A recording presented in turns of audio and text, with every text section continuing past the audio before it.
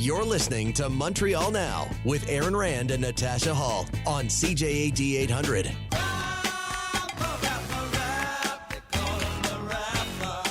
And it's Dan Delmar and Justine McIntyre in for Aaron and Natasha. Hello, James. Hello. There you are. Hi. How's it going? James. Okay. Hi, Justine. We meet at last. We meet at last. That's true. So, James, I just learned. True, and I want to wish both of you a hail and hearty happy Victoria Day, and indeed a happy Fête des Patriotes, the holiday formerly known as the Fête de Dollard. But no matter what you call Dollard it, Day. Yeah. Yeah, it's an exquisite day. So Not Dullard hurry Day. up, do the show, and get outside. Go out and play, frolic. Yes. Can't wait. James, thank you for. I assume you watched the entire Bloc Québécois convention this weekend. Oh, like after Succession, that was the show that it carved into my heart that I have to follow from start to finish. Did you join the live stream? No, I'm afraid not. Okay. But the I Bloc. had to, that was unfortunately at that point there was a priority. I had to defrag my computer, so I lost the rest of it. But you did pick out some good points, and they have a message to the Parti québécois. Yeah, it's not you, it's us. You know what I mean? We're breaking up after all these years of sort of being, as I refer to them, the roadshow vaudeville of the Parti québécois. I think, and despite all the praise and glory that's being showered on Paul Saint-Pierre Plamondon, Monsieur Blanchette, who's a pretty canny guy, I think you realize this too shall pass. So instead of saying that the Bloc Québécois will recognize the Parti Québécois as the sole separatist party in Quebec, it's anybody. It's anybody who's an independentiste. Any politician. There could be independentistes in the CAQ. There's certainly independentistes in the Quebec Solidaire.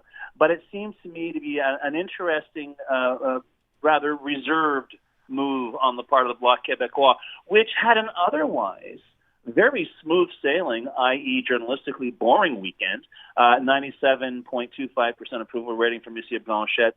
But I just found it interesting that what exactly is the Bloc's next move on this? They work in Ottawa. They live with that. They've lived with it for decades, the contradiction that you're a separatist party working within the federal system.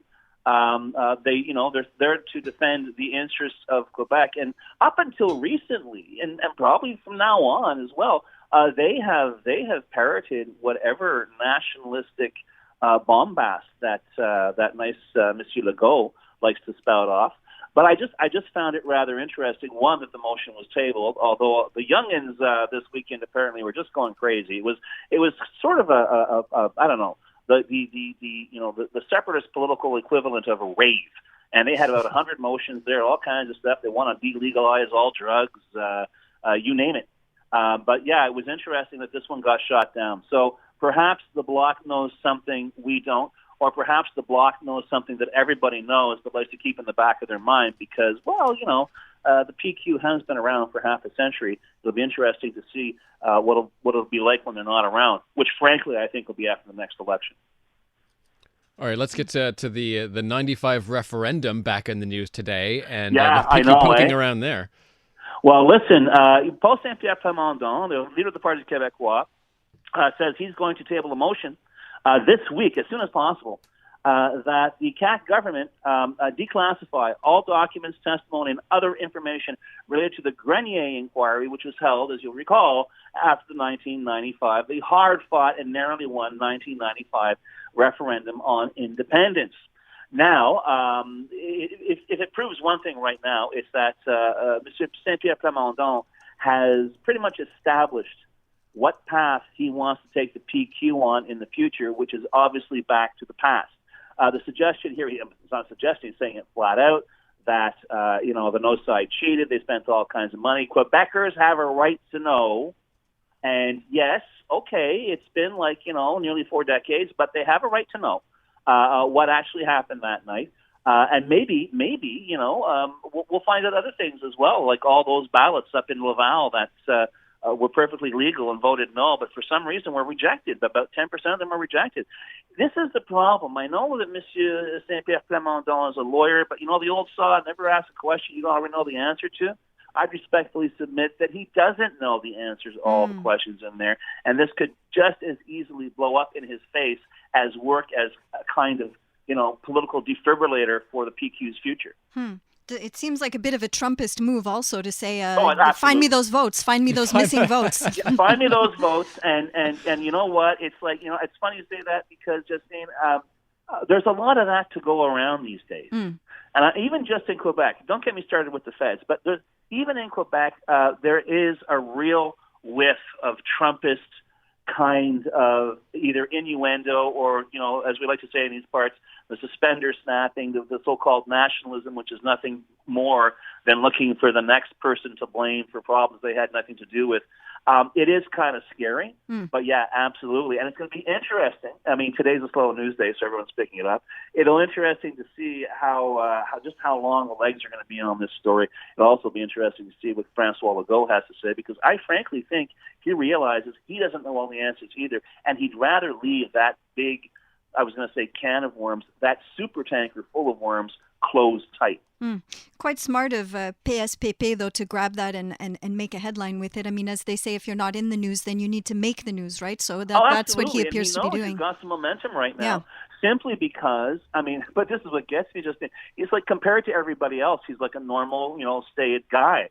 Yeah. But the problem is when everybody else is like, freaking out like a freakazoid freak, as we say, ripping their shirts in these parts, of course you're going to look good. But we found out today just how broad the 21st century's PQ vision is. And perhaps, maybe that's why Blanchette said, we can still be friends, but you know what, we're going to see other people. Yeah, right. Seems very open and modern. James, what's going on with the CAQ this weekend? Any news there? Well, it's interesting because we've had not one but two instances where people within the caucus or former caucus members are turning around and saying, basically, we're potted plants. Yeah. It happened, a term ago with Pierre Sampson after she left the party. She jumped over to the Conservatives. Yeah, there was some dispute over policy, and she sort of spoke out of turn, and she sat as an independent and quickly was embraced by the Conservatives of Eric James. But now it's like you've got this other sort of like left jab that kind of came out of nowhere, which is Emily Foster, who was a one-term CAQ MNA, who basically wrote a piece in option policy saying, we're crushed by the party line, and we have no say. I being her was uncomfortable voting against an ethics commission report against Pierre Fitzgibbon. But this is it, and some people are saying, "Well, that's the life you signed up for." They don't hide that. It's that's the way we've always done things. But you really wonder when you have a caucus that is so big, 90 seats, a lot of them newbies. You can say we'll enforce discipline, but as far as I'm concerned, especially with a lot of the rookies, it's going to be like trying to herd cats. And I wouldn't be surprised if down the road, even if it's a minor. I won't say revolt, even like a minor rebellion, you may see more and more of that, if only because, we all know it's a one-man show, and it's Francois Legault, and his name actually appears in the party constitution as leader, which is unprecedented. I think the Teflon on Monsieur Legault is finally beginning to flake and chip, and it's going to be a long 3 years with the rest of this term. A lot of unknowns. Unfortunately, perhaps strategically, unfortunately, no pandemic to hide behind. So don't be surprised if we hear a little more from the back rooms, the very distant back rooms of the back benches of the Coalition Avenir Québec. Everyone keep your eye on Drainville. That's what I say. He's up and stuff. He's doing something. Oh, no, I've got a pool going. How long do you think? Come on, and listen. Remember the guy. God help us. He went from being a TV reporter to a PQ politician, and then goes into the life of crime of being a talk radio show host, right? And then he comes back, and you figure, well, there's some grasp of communications. Man, the guy's not very lucky. I mean, he should sit down and have a beer with his own brain and sort of like try to get everything set together, because this ain't good. Here's my theory about that, James. You mentioned Trump, and I don't equate his policies with Trump. That's not what I'm saying. I'm equating his communication style with Trump and this new anti-PR of saying anything just to keep yourself in the headlines, no matter how silly. Now, who are you talking about? You're not Drainville. talking about Drainville. Yeah, Drainville. Oh, no. I don't think so. No? I don't think so. If he's doing that, he's in there for all the wrong reasons. I mean, how many pieces in the past week? I'd say 90% of the coverage I've seen on Bernard Drainville includes the word gaffe. Gaffe. And a lot of question marks about his avenir politique. You know, how long does he stay? He's managed to, never mind there were negotiations, he's managed to insult the teaching profession. He's managed as well to sort of embarrass the ministry with this 1-800 hotline to report sexual abuse in schools, except that there's no one there to pick it up. The whole thing just, it's like he's still unpacking his bags, guys, as far as I can tell. But guess what? The election was in October. So come on. Yeah. Time to get caught up. Yeah, for sure. Listen, we got to run. Talking to you. Thanks, James. Take care. Toodaloo. Once again, happy Fête de Patriote.